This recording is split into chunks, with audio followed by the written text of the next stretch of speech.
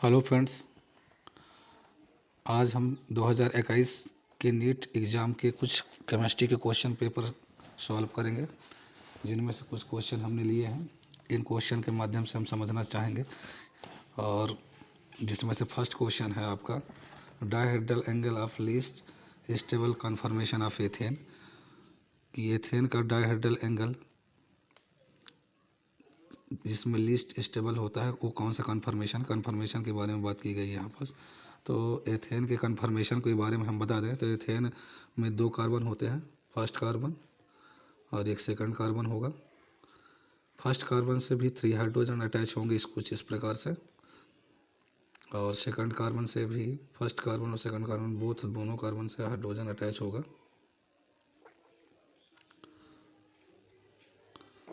इसका कन्फर्मेशन देखेंगे कुछ आपको 2 प्रकार के कन्फर्मेशन के बारे में बात की गई है। इसके बारे में जो एक रिंग के फर्स्ट कार्बन और एक फ्रंट कार्बन दिखेगा आपको, एक बैक कार्बन दिखेगा, जिसमें से पहला हाइड्रोजन इस तरह अटैच होगा, दूसरा हाइड्रोजन इस प्रकार अटैच होगा, तीसरा हाइड्रोजन कुछ इस प्रकार अटैच होगा, और दूसरे कार्बन से भी कुछ इस प्रकार एक हाइड्रोजन अटैच होगा, और दूसरा हाइड्रोजन भी इस प्रकार अटैच है और इस प्रकार से अटैच होगा। इस कन्फर्मेशन को आप बोलते हैं एलिप्टिक कन्फर्मेशन, जिसमें डायहेड्रल एंगल ऑफ हाइड्रोजन क्या होता है, 0 होता है, और यह कन्फर्मेशन लेस स्टेबल होता है। और क्यों होता है लेस स्टेबल? क्योंकि इनके डायहेड्रल एंगल 0 होते हैं और हाइड्रोजन के बीच में मोर रिपल्सन होता है। रिपल्सन होने के कारण यह लेस स्टेबल होता है और तुरंत यह मोर स्टेबल की ओर, स्टेगर्ड कन्फर्मेशन की ओर, स्टेबल स्टेट में जाने की कोशिश करता है, जिसका डायहेड्रल एंगल ज़्यादा होता है एलिप्टिक कन्फर्मेशन से, जिसका कन्फर्मेशनल स्ट्रक्चर कुछ इस प्रकार आपको दिखने को मिलेगा, बैक साइड और फ्रंट साइड दोनों, बोथ कार्बन में। तो फर्स्ट क्वेश्चन का आंसर हो जाएगा कि इसका डायहेड्रल एंगल 0 होता है और इनके बीच में रिपल्सन ज़्यादा होता है, इसलिए यह एलिप्टिक कन्फर्मेशन क्या होता है, लेस स्टेबल होता है। इस प्रकार इस क्वेश्चन का ऑप्शन फोर्थ इस करेक्ट ऑप्शन हो जाएगा। इसी प्रकार नेक्स्ट क्वेश्चन को हम देखेंगे। नेक्स्ट क्वेश्चन आपको बोला गया है कि नोबल गैस जो होती है इनर्टलेस होती है, क्यों होती है? कुछ स्टेटमेंट दिए गए हैं, उस स्टेटमेंट को रीड करके आपको फाइंड आउट करना है कि इसका करेक्ट ऑप्शन कौन सा होगा। तो फर्स्ट ऑप्शन दिया है noble gas are sparingly soluble in water, water में सॉल्युबल होती है, ये करेक्ट है आंसर, क्योंकि गैस है, नोबल गैस है, नोबल गैस वाटर में डिजॉल्व हो जाती है। Noble gas has very high melting point and boiling point, कोई भी गैस है जिसका हाई मेल्टिंग पॉइंट और बॉइलिंग पॉइंट नहीं होता, क्योंकि इसका डिस्पर्शन फोर्स जो होता है कम होता है इनके बीच में, इसलिए सेकंड ऑप्शन ही आपका करेक्ट हो जाएगा, क्योंकि स्टेटमेंट आपको इनकरेक्ट ढूंढना है इसमें। और थर्ड ऑप्शन दिया है नोबल गैस है वीक डिस्पर्शन फोर्स, ये भी करेक्ट ऑप्शन है, क्योंकि गैस है, नोबल गैस है large positive value of the electron gain enthalpy, इसके इलेक्ट्रॉन गैन एंथैल्पी भी मोर होती है। इस प्रकार जो सेकंड ऑप्शन है वो आपका बिल करेक्ट होगा, क्योंकि इसमें आपको इनकरेक्ट स्टेटमेंट ढूंढना था। इसी प्रकार नेक्स्ट क्वेश्चन है the major product of the following chemical reaction, major product के बारे में आपसे पूछा गया कि इन रिएक्शन में मेजर प्रोडक्ट कौन सा बनेगा। रिएक्शन कुछ इस प्रकार से दी गई है, एल्कीन की रिएक्शन कराना है आपको with the presence of SBR, SBR के प्रेजेंस में आपको एल्कीन की रिएक्शन कराना है।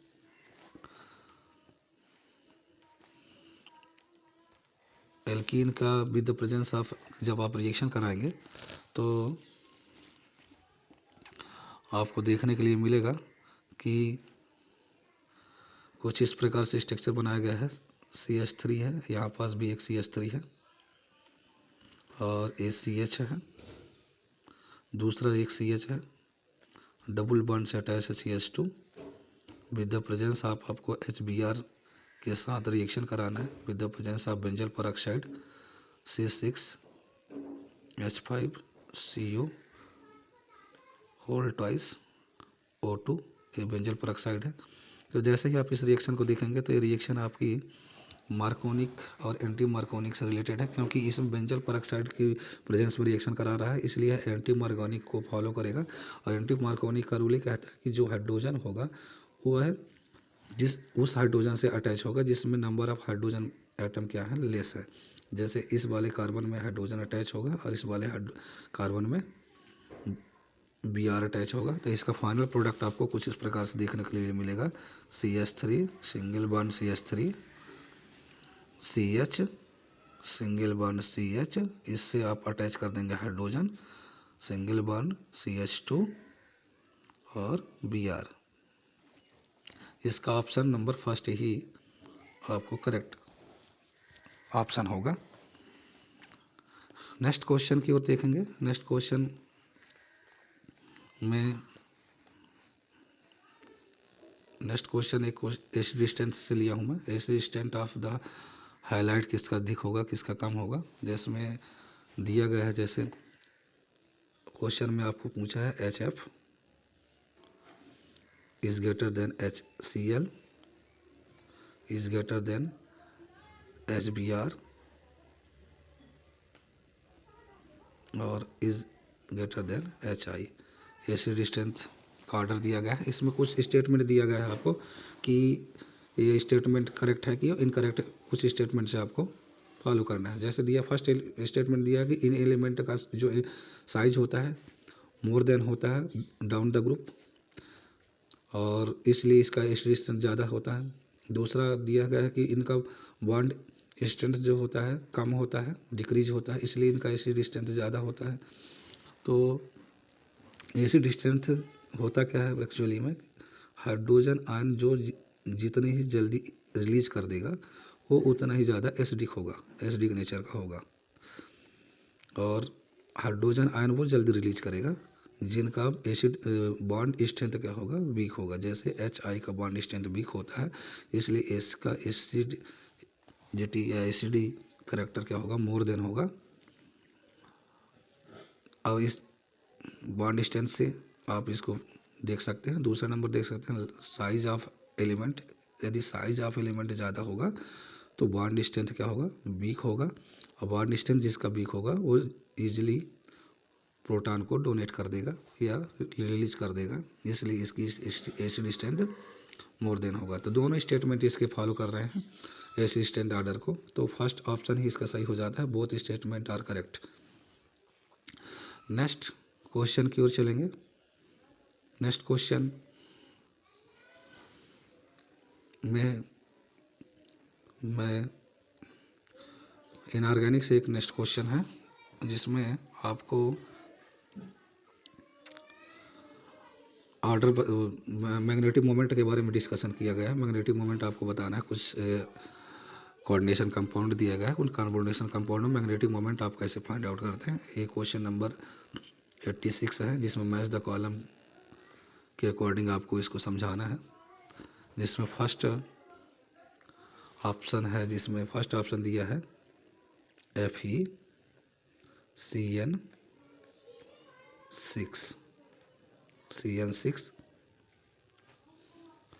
-3।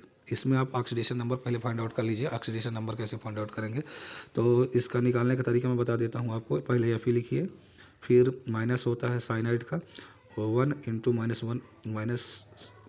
-1 होगा और नंबर ऑफ साइनाइड कितने हैं, 6 है, इज इक्वल टू जो ये चार्ज है इक्वल की इधर आएगा राइट साइड। अब इसको आप सॉल्व करेंगे तो Fe इज इक्वल टू आएगा +3। इसका ऑक्सीडेशन नंबर आएगा +3।